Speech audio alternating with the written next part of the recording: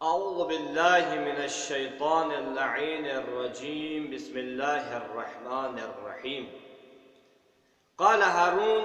کیف قلتم انا ذریۃ النبی۔ ناظرین کرام، سب سے پہلے شہادت امام موسیٰ کاظم صلوات اللہ وسلامہ علیہ کے حوالے سے آپ تمام دوستان عزیز اور عاشقان اہل بیت کی خدمت میں تسلیہ درس کرتا ہوں، اور اسی حوالے سے کہ ہارون نے امام موسیٰ کاظم صلوات اللہ وسلامہ علیہ سے ایک سوال پوچھا، اس سوال کا جواب دینے کی ہم کوشش کریں گے۔ تو ایک دن ہارون رشید نے امام موسیٰ کاظم صلوات اللہ وسلامہ علیہ سے پوچھا کیف قلتم انا ذریۃ النبی، پوچھا امام موسیٰ کاظم سے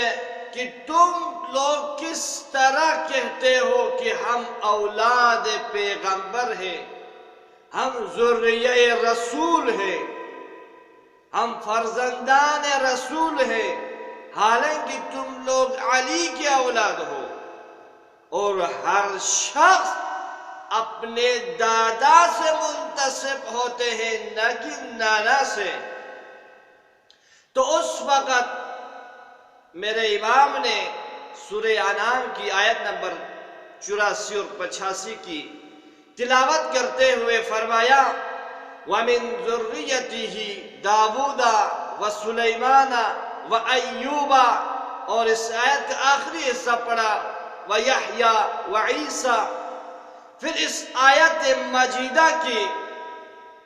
تلاوت کرتے ہوئے،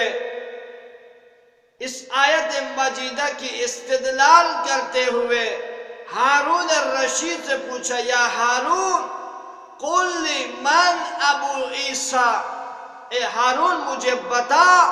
کہ عیسیٰ کا باپ کون تھا۔